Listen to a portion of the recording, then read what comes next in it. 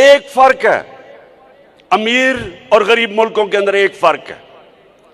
अमीर मुल्कों के अंदर रूल ऑफ लॉ है, इंसाफ है, और वो मुल्क जिधर गुर्बत है उधर जंगल का कानून है, उधर इंसाफ नहीं है। मुझे बताएं, कभी भी आपको मौका हो मगरबी ममालिक में जाने का, मैंने कभी नामालूम फोन कॉल से धमकियां किसी को नहीं देते देखा। मैंने कब्जा ग्रुप नहीं देखे। जमीनों के ऊपर किसी की जरूरत नहीं कब्जा करने की। मैंने आम आदमी को थानों के अंदर जिस तरह का जुल्म हुआ शहबाज गिल पे, किसी की जरूरत नहीं है करने की।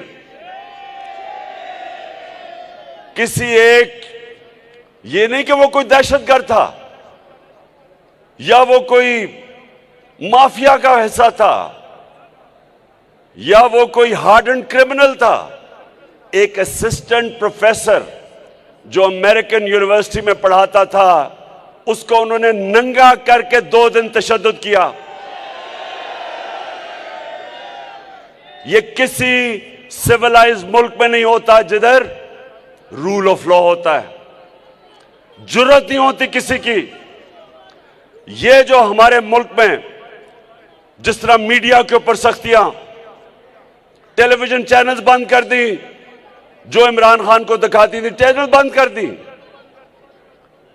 वो सहाफी जिनकी इज्जत है माशरे में, क्रेडिबिलिटी है, अशर शरीफ जैसा आदमी वो मुल्क छोड़ के बाहर चला गया, साबिर शाकिर बाहर चला गया। एयाज अमीर जैसे दानश्वर को इन्होंने जलील किया। इमरान रियाज, यानी वो लोग जो माशरा जिनको क्रेडिबल समझता है, उनको सिर्फ इसलिए उनके ऊपर ये हर किस्म का, उनके ऊपर FIR काटी, उनके ऊपर धमकियां दी गई, उनके घरों में घुस गए। हमारा सोशल मीडिया का Arsalan doctor, PhD doctor Arsalan Khalid, उसके वो घर में नहीं था, 20 लोग उसके अंदर घुस गए, प्लेन कपड़ों के अंदर। सारी औरतें थी घर की, सिर्फ एक नौजवान था, उसको सारी औरतों के सामने मारा उसको। तो कौन से, मैं अपनी कौम को आज कहना चाहता हूं, मेरी कौम ये सुन लो, ये है जुल्म का निजाम, ये है जंगल का निजाम कि जो ताकतवर हो वो जो मर्जी करे और जो कमजोर हो कोई कानून उसकी हिफाजत ना करे। वो लॉ एनफोर्समेंट एजेंसीज जिनका काम है कि रूल ऑफ लॉ इंप्लीमेंट करना, वही कानून तोड़ती हैं, वही लोगों के ऊपर जुल्म करती हैं। और सबसे ज्यादा जरूरत यह समझ जाएं कि जब तक एक मुल्क में रूल ऑफ लॉ नहीं होता, उस मुल्क के अंदर इन्वेस्टमेंट नहीं आती। रूल ऑफ लॉ नहीं होता तो करप्शन होती है। जिन मुल्कों में रूल ऑफ लॉ होता है, करप्शन नहीं आ सकती।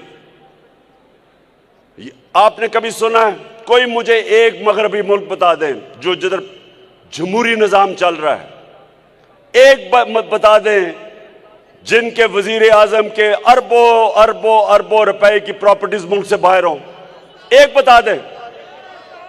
आप और तो छोड़ें, ये साथ वाला मुल्क, ये नरेंद्र मोदी, इसकी कितनी बार प्रॉपर्टीज हैं, ये कोई तस्वर भी नहीं कर सकता कि मुल्क का प्राइम मिनिस्टर अरबों रुपए के महलात बाहर रखे, बिजनेसेस बाहर रखे, बच्चे बरतानिया का पासपोर्ट कहें जी हम पाकिस्तानी शहरी नहीं, क्योंकि वो जवाब ही नहीं दे सकते कि अरबों रुपए की प्रॉपर्टीज में रह रहे हैं। ये कहीं नहीं होता। ये तब होता है जब ताकतवर के लिए एक कानून और कमजोर के लिए दूसरा। जो जंगल का कानून है, शेर के लिए एक और कानून होता है, बेचारा हिरन के लिए दूसरा कानून होता है। जंगल में शेर जो चाहे करता है, उसको कोई पूछता नहीं है। और बेचारा जो कमजोर होता है उनको कोई हिफाजत करने के लिए नहीं आता। ये है इस वक्त पाकिस्तान के हालात।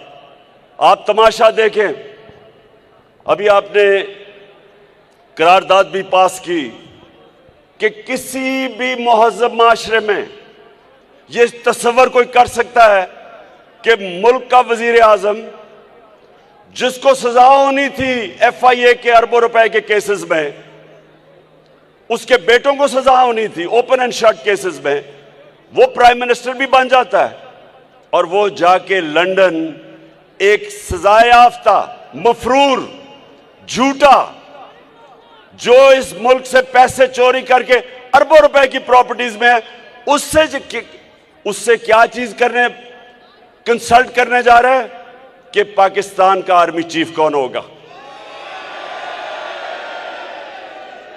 यानी जो मुल्क की नेशनल सिक्योरिटी के लिए सबसे बड़ा ओहदा है, मुल्क की नेशनल सिक्योरिटी के लिए, वो एक डाकू, एक मफरूर, एक जो अरबों रुपए पैसे चोरी करके बाहर भागा और जो झूठ बोल के बाहर गया, और जो मौजूदा क्राइम मिनिस्टर है, इसने साइन किया था वो एफिडेविट अदालत में, यहां हाई कोर्ट में, कि जी वापस आ जाएगा इलाज करवा के। ये फैसला करेंगे पाकिस्तान की नेशनल सिक्योरिटी के लिए जो सबसे इंपॉर्टेंट पोजीशन है, क्या ये फैसला करेंगे? आप मुझे बताएं ना, आप बताएं मुझे। ये कोई तस्वर कर सकता है कि किसी मौजूद माशरे में होगा? और फिर हम अपनी कौम को क्या पैगाम दे रहे हैं? हमारे 60% पाकिस्तानी 30 साल से कम उम्र में हैं, नौजवान हैं।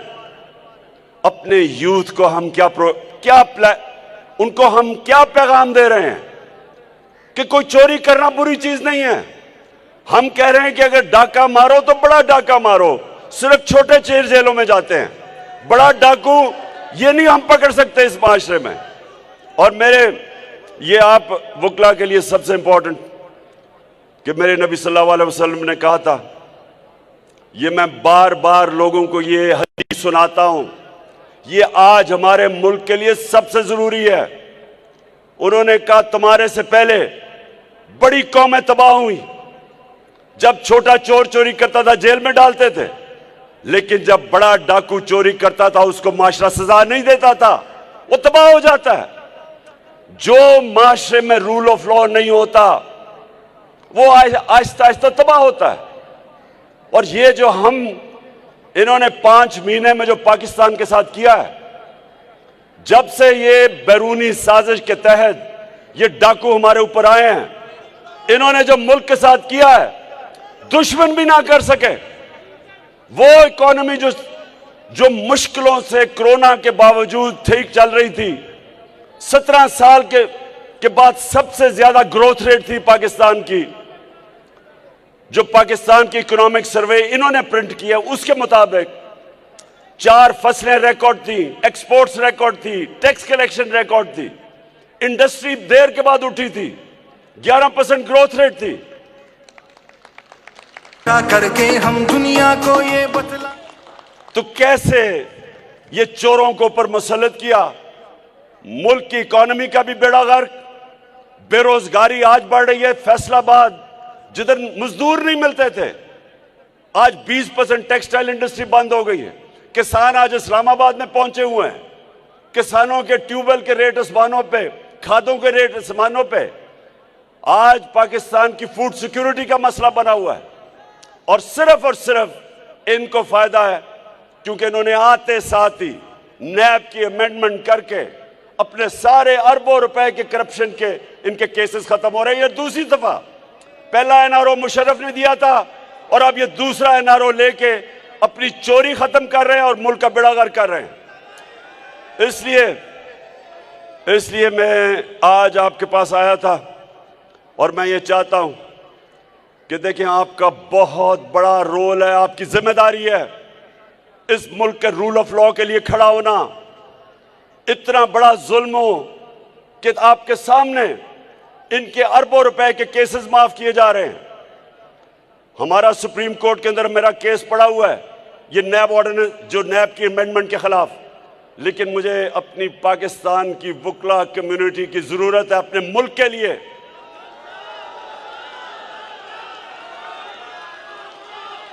अपने मुल्क को हकीकी तौर पे आजाद करने के लिए, रूल ऑफ लॉ के लिए। रूल ऑफ लॉ, इंसाफ, जब हजरत अली रज़ी अल्लाह ताला ने कहा था कुफर का निजाम चल जाएगा, लेकिन ना इंसाफी और जुल्म का निजाम कभी नहीं चलता इस मुल्क में। मुझे लोग कहते हैं जी कैसे आप पाकिस्तान को इस दलदल से निकालेंगे। मैं आपको गारंटी करता हूं कि जो बैरून मुल्क पाकिस्तानी है, 1 करोड़ पाकिस्तानी बाहर है, एक दफा यहां हम अपना कानून ठीक कर दें, हम रूल ऑफ लॉ इंपोज कर दें, कॉन्ट्रैक्ट एनफोर्समेंट कर दें, मैं आपको कहता हूं कि सिर्फ 5 लाख ही बैरून मुल्क पाकिस्तानी इन्वेस्टमेंट कर दें, आपको IMF की जरूरत नहीं पड़ेगी, आपको किसी से भीख मांगने की जरूरत नहीं पड़ेगी। आपका वो जो अभी शहबाज शरीफ जिधर जाता है हाथ आगे फैला देता है, वो है तुम्हारे पास? जिधर जाता है पैसे मांगता है और कोई पैसे देने के लिए तैयार नहीं है। आपने वो देखा था मेरे वुकला, आपने वो देखा था कि वो जो सेक्रेटरी जनरल यूनाइटेड नेशंस का आया है एंटोनियो गुटरेस, उसका बाजू ही पकड़ लिया इसने। कहता कि अगर आप हमें पैसे देंगे तो मैं और मेरे मिनिस्टर आपको वादा करते हम चोरी नहीं करेंगे। कभी सुना ये? कभी मुल्क का प्राइम मिनिस्टर ऐसी बात करता है? और वो गुटरेस को, वो सेक्रेटरी जनरल को पता था कि 60% इनकी कैबिनेट जमानत पे है, करप्शन के केसेस पे है, प्राइम मिनिस्टर खुद जमानत पे है। तो मेरे वकीला, आपने आज वादा करना है, मैं जो अब इस तारीख में निकल गया हूं, मेरी हफ्ते से ये तारीख शुरू हो जाएगी, आपने मेरे साथ निकलना है। जब मैं आपको कॉल दूं इस मुल्क को हकीकी तौर पे आजाद करने के लिए, और मैं अपनी सारी कौम को आज आपके सामने कह रहा हूं कि आगे से जो भी आपको नामालूम नंबर से टेलीफोन करके धमकियां दे, उसको वापस धमकी दो ये कहते हुए कि मेरा आइन मेरे फंडामेंटल राइट को प्रोटेक्ट करता है, फ्रीडम ऑफ स्पीच मेरा राइट है। मैं यूएई के होके, अभी मैं तुर्की होके आया हूं, और मैंने उन भाइयों को कहा कि आप हमारे बड़े अजीम भाई हैं, हमेशा आपने हमारी मदद की। और मैंने यही कहा, जब मैं आया हूं तो आप समझेंगे शायद ये मांगने आया। क्या बोला तूने? आया हूं तो आप समझेंगे शायद ये मांगने आया। मैं मांगने नहीं आया, लेकिन मजबूरी है। बस बस बस बस बस बस मैं ये कह रहा हूं कि देखिए, वो मैंने एक चीज कहता हूं अपनी पाकिस्तानी कौम के लिए कि एक फौज, एक शेरों की फौज जिसका सरदार गीदड़ हो, शेरों की फौज जिसका सरदार गीदड़ हो, वो हार जाएगी। 100 गीदड़ों की फौज जिसका सरदार शेर हो। हमारा मुल्क बदकिस्मती से चोरों के हाथ में फंसा हुआ है। हमने इसकी पूरी तहरीक चलानी है। इलेक्शन से ये भाग रहे हैं, इनको पता है कि इलेक्शन अब ये नहीं जीत सकते, इनको पता है पाकिस्तानी कौम किधर खड़ी है। इसलिए ये सारे मिलके कोशिश कर रहे हैं कि किसी तरह कुर्सी को पकड़ ले और मुल्क बेशक नीचे जाए, क्योंकि 33% रुपया गिरा है, 33% डॉलर बढ़ा है, 33% इनके आने में इस मुल्क की दौलत कम हुई है। आप सबका पैसा 33% कम हुआ है, लेकिन इनके मुल्क से बाहर पैसे पड़े हैं डॉलर्स में। इनकी दौलत में 33% इजाफा हुआ है। यहां लोग गरीब हुए हैं, ये अमीर हुए हैं। ये भी मेरे वोकला एक और चीज फैसला कर लो। आगे से अजान हो रही है, मैं बस खत्म कर रहा हूं। आगे से कभी किसी पार्टी को वोट ना देना जिसके लीडर और मिनिस्टर्स का पैसा पाकिस्तान में ना पड़ा हो। जिनका पैसा बाहर पड़ा है, कभी उनको वोट ना देना, क्योंकि कॉन्फ्लिक्ट ऑफ इंटरेस्ट है। रुपया गिरता है, उनको फायदा होता है या नुकसान होता है लोगों को। अब जो रुपया गिर रहा है, कौम में महंगाई आ रही है, कौम की दौलत में कमी हो रही है, लेकिन लंदन में वो बैठ के और ये जरदारी और ये नवाज शरीफ, इनकी दौलत में इजाफा हो रहा है।